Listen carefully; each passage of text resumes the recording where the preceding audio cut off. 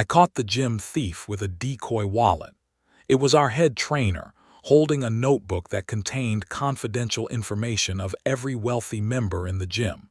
He wasn't just stealing wallets, he was planning something huge.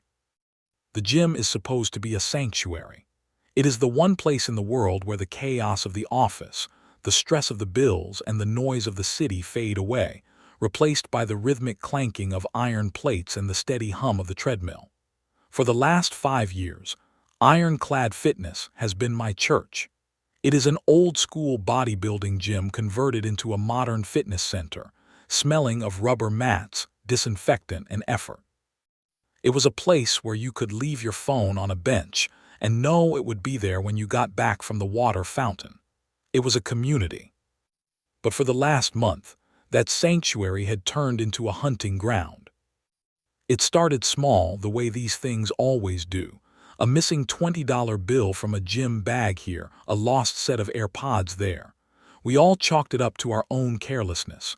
We thought maybe we dropped the cash at the gas station or left the headphones in the car. But then the thefts escalated. They became brazen. They became surgical.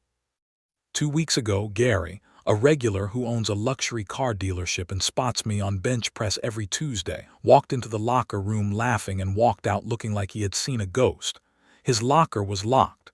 The heavy-duty combination lock he had used for 3 years was still hanging on the latch. But when he opened it, his Rolex Submariner was gone. He swore he locked it. He was shaking. Management shrugged. The owner, a guy named Steve who spent more time in his office than on the floor, pointed to the sign on the wall. Management is not responsible for lost or stolen items. Please secure your valuables.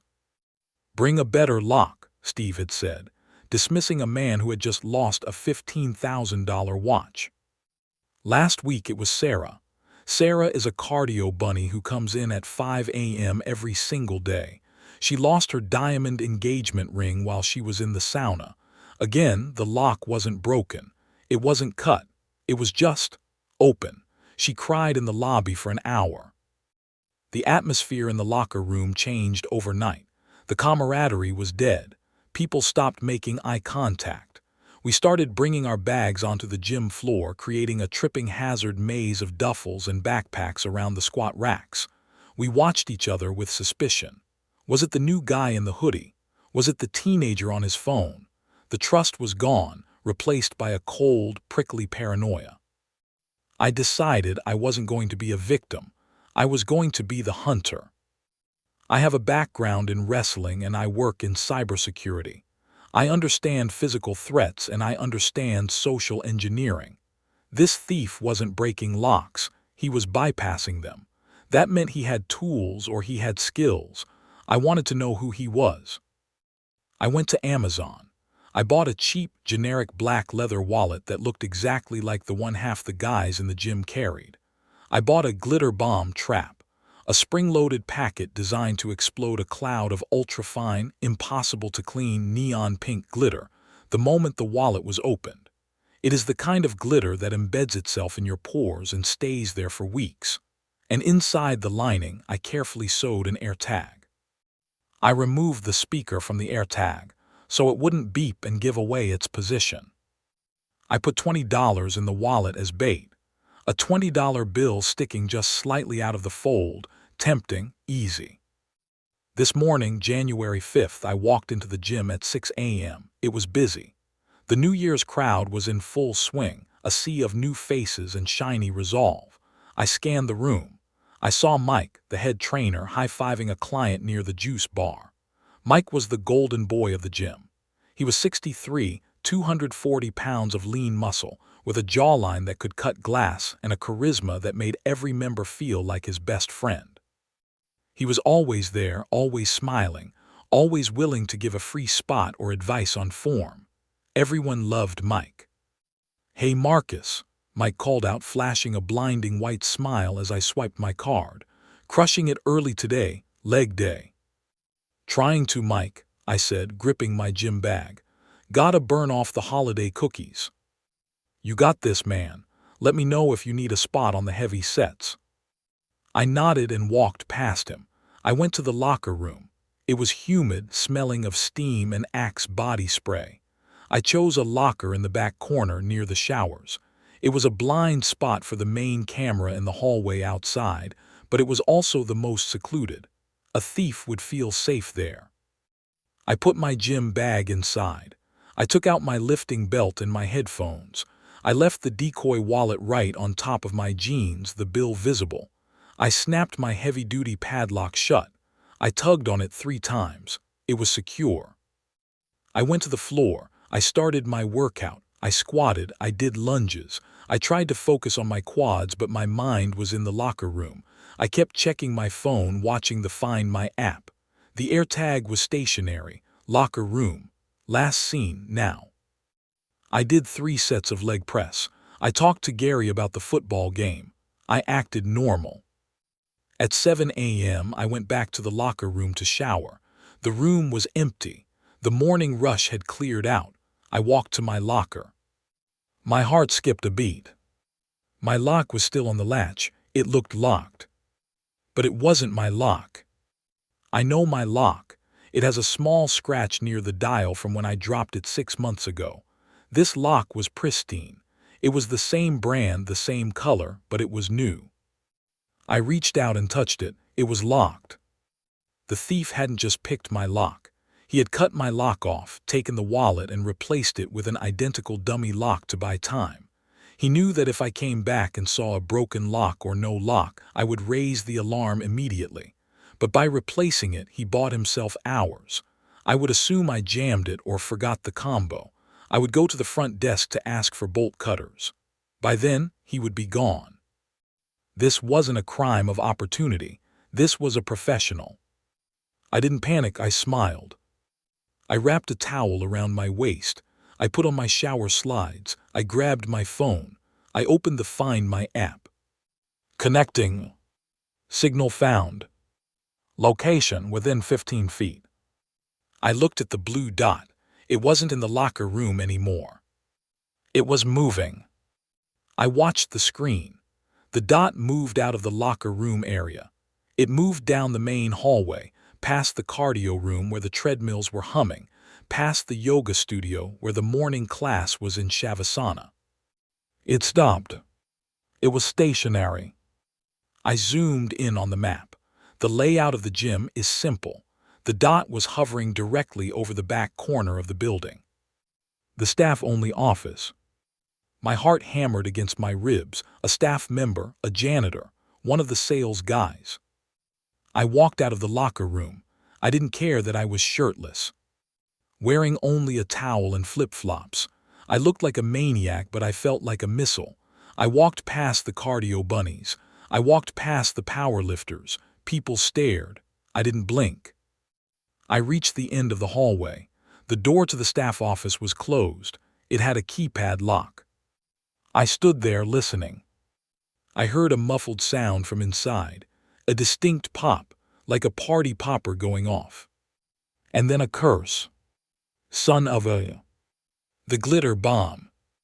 I didn't knock. I didn't ask for permission. I stepped back and kicked the door right next to the handle. The cheap wood splintered. The latch gave way with a crack that echoed through the gym. The door swung open and banged against the wall. I expected a janitor. I expected some random kid from the front desk. I saw Mike, the head trainer, the golden boy, the man who had high-fived me an hour ago. He was standing behind the desk.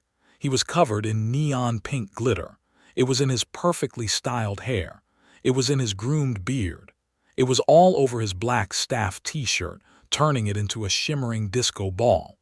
The decoy wallet was on the desk, exploded pink dust coating the keyboard and the paperwork. He looked up. His eyes went wide. For a second he looked almost comical, like a cartoon character who had a cigar explode in his face. "Mike," I asked, my voice deadly calm. "Marcus," he stammered, frantically trying to brush the glitter off his massive arms, which only smeared it further into his skin. I found this. In the hallway, I was trying to find ID to return it. It exploded on me." "You found it in my locked locker?" I asked, stepping into the room. "You cut my lock, Mike. You swapped it with a dummy. Where is my lock?" He stopped brushing. His face changed. The friendly, bro-science trainer mask fell away, revealing something cold, hard, and calculating underneath. He realized the lie wasn't going to work. He realized I knew about the lock swap. "You shouldn't be back here," he said, his voice dropping an octave. "This is a restricted area. You're trespassing." "You stole from us," I said, ignoring him. "You stole Gary's watch. You stole Sarah's ring. You have a master key, don't you?" He looked at the desk. Next to the exploded wallet was a heavy ring of keys, a skeleton key, and a pair of bolt cutters sat on the floor, half hidden by a gym bag. "I run this place," Mike sneered, his lip curling.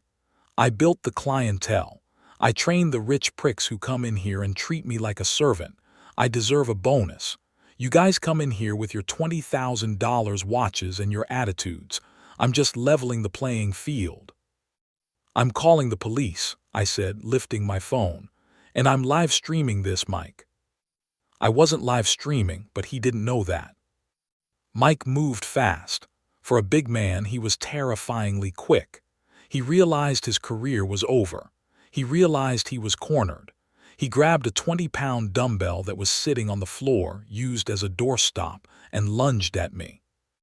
"Put the phone down," he screamed, swinging the dumbbell like a hammer.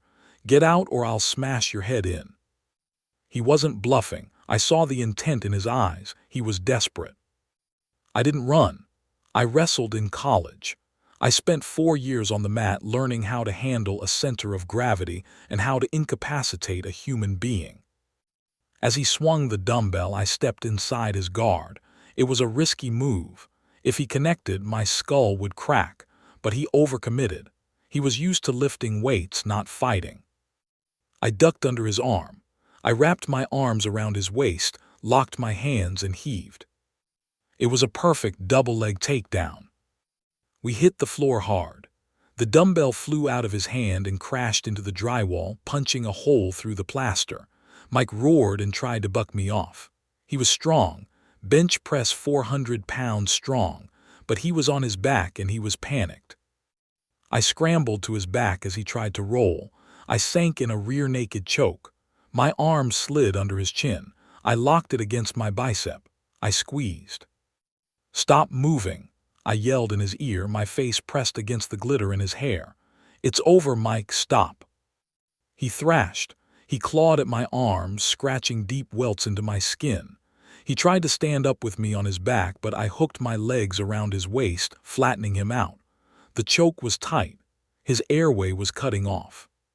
His face turned red, then purple. His movement slowed. His hands went limp. "Help," I shouted, loosening the grip just enough so he wouldn't pass out completely. "Call the police. Someone help." The noise of the fight, the crashing dumbbell, the shouting had attracted attention. 3 other members ran into the room. It was Gary, the car dealer, a powerlifter named Big Tony, and a yoga instructor. They stopped in the doorway, stunned. They saw me, wearing nothing but a towel that was barely holding on, choking out the head trainer who was covered in pink glitter. "He's the thief," I gasped, spitting out glitter. "He has the master key. He attacked me." Gary didn't hesitate. He saw the bolt cutters. He saw the wallet. He grabbed Mike's legs.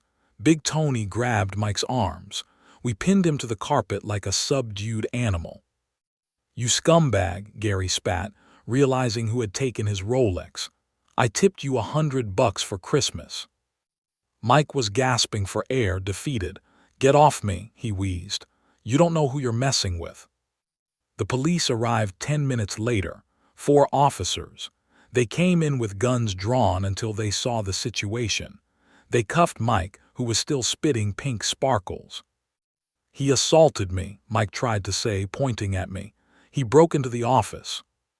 "We found the bolt cutters," the officer said, ignoring him. "And we found the master key. And sir, why are you covered in glitter?" I explained the trap. The officer actually laughed.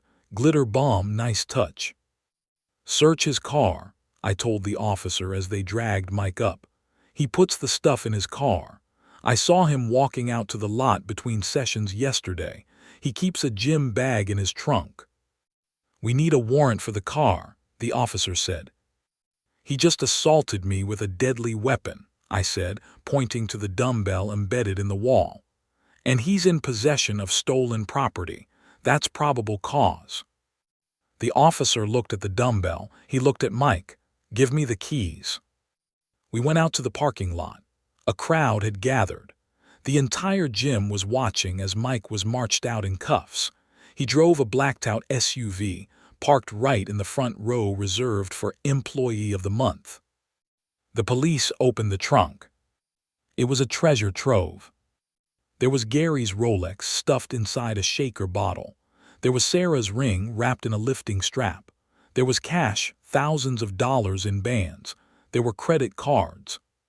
But that wasn't the worst part. Under the false floor of the trunk, beneath the spare tire, they found a black, leather-bound notebook. It looked innocent enough, just a workout log. The officer picked it up. He flipped through the pages.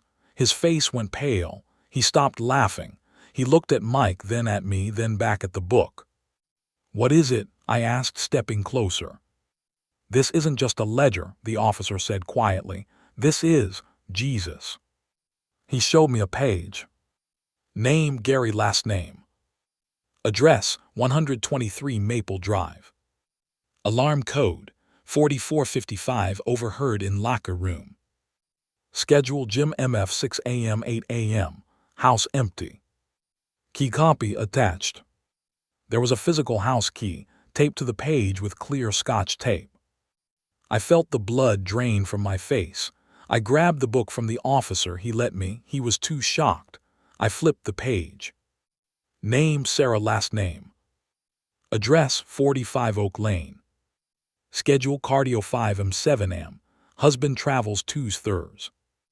Notes, dog is friendly. Backdoor lock is weak. Key copy attached. I flipped again. Name, Marcus, my last name. Address, my address. Schedule, heavy lifting 6 a.m. 7:30 a.m. Single, no alarm. Key copy attached. He had my key. He had pages for 20 members, addresses, detailed schedules, alarm codes he had overheard or shoulder-surfed while we were unlocking our phones, notes about our families, our pets, our valuables, and copies of house keys. He hadn't just been stealing wallets. He had been stealing keys from our bags while we worked out, taking them to the hardware store down the street, duplicating them, and returning them before we finished our sets. He was building a database for a home invasion ring. He was planning to hit our houses while we were at the gym, knowing exactly when we would be gone, how to get in, and what to take. "You sick freak," Gary whispered, staring at the key to his house taped to the page. "My kids are at home right now." Mike wasn't smiling anymore. He wasn't sneering. He looked terrified because he knew that this wasn't just petty theft anymore. This was conspiracy. This was premeditated burglary. This was stalking. "I wasn't going to hurt anyone," Mike mumbled. "Just easy scores. You guys have insurance." "You have the codes to my house," Sarah screamed, running out of the gym. "You know when my husband travels." The police called for backup. They seized the notebook. They seized the car. They seized Mike. The investigation revealed that Mike wasn't working alone. The notebook contained text messages printed out, correspondence with 2 other men. They were cleaners. They were waiting for the go signal to start hitting the houses next week. Mike was the spotter. They were the muscle. Mike is currently facing 15 years for grand larceny, assault with a deadly weapon, 20 counts of conspiracy to commit burglary and stalking. The gym owner, Steve, is being sued for negligence. It turns out he never did a background check on Mike. If he had, he would have seen that Mike had a prior record for burglary in another state under a slightly different name. Steve settled with us out of court to avoid bankruptcy, but his reputation is destroyed. I got a lifetime free membership to the gym under new management, obviously. Gary got his watch back. Sarah got her ring back. We all got our locks changed that afternoon. And every time I walk into the locker room now, I check my lock. I check it twice. I check it 3 times, and I smile. Because sometimes, glitter really is the most dangerous weapon in the world. It didn't just ruin his shirt, it illuminated a monster hiding in plain sight. I saw Mike's mugshot on the news yesterday. He still had a piece of pink glitter stuck to his forehead. It caught the light of the camera flash, a tiny, sparkling badge of his stupidity. So, dear viewers, was I wrong for taking the law into my own hands, or did I save the neighborhood? If you have made it this far and want to see more videos like this, then kindly subscribe and turn on notifications so you may never miss another story like this.